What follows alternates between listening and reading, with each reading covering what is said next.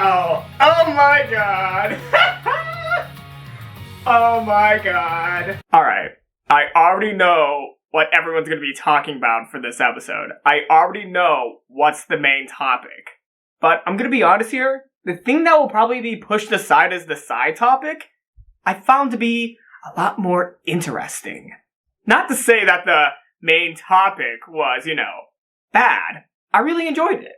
But the whole plotline of Takano stopping her plot on Himizawa, I found that to be the most entertaining part of this episode. Not to say that this episode was not entertaining in general, but the whole side story of Takano stopping her plot before she even goes through with it and turning herself in even before anything happened, I found that to be very interesting. With, the investigative team, working in the shadows to, see what was going on, like who was involved with the plot, who wasn't, like what they were doing in Himizawa. That was really interesting. I'm gonna be honest here, since I just begun recording my, let's read episode 4 Umineko, I have to say it was very weird seeing Okonogi and Masuka in this episode. It was very weird. And the scene where Irie shows them to Satoshi, that definitely has a lot of importance, probably to, what may be going on in GOU. And Takano apologizing to Rika. I've never felt so refreshed to see Takano, and I never actually got myself to, fully proclaim this out loud, but I actually really like Takano as a character. And with that scene in general, I'm finally gonna fucking say it.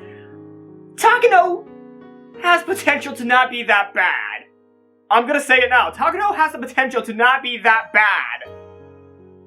Ooh, that took a lot of me to say. That took a lot to say, especially with the first minute showing the broccoli or cauliflower scene. I said all I needed to say, so I guess I need to get on to the main course. I will state I am aware of the SatoKonspiracy, the Satoko conspiracies.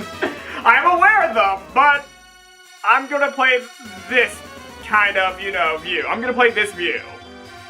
Satoko's not the culprit. Okay, I'm gonna be honest here.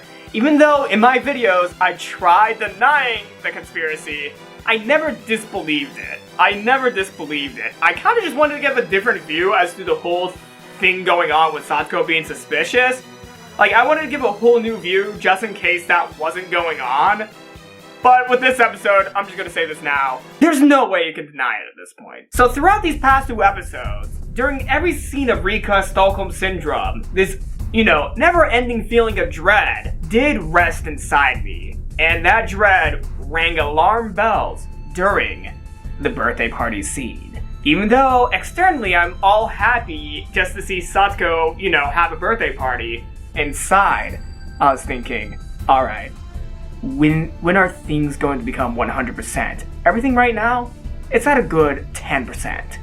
So when are things going to get intense and go to 100%? And as soon as Rika brought out the box and Satoko covered herself up, that was the moment when the show practically told everyone, yes, Satoko is the other looper. I'm gonna be honest here, I cannot wait for Satoko Washihen Village Destroying chapter.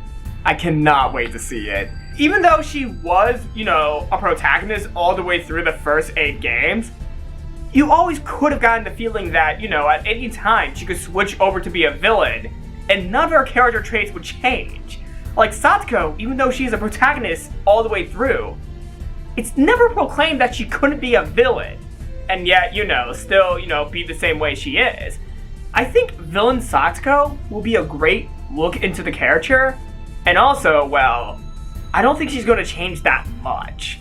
The character herself can work as a hero or a villain.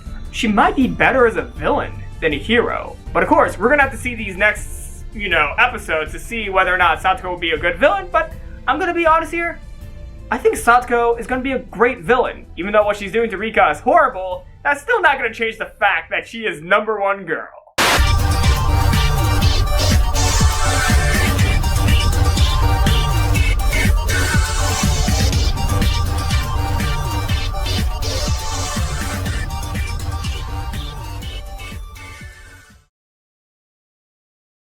OK, OK.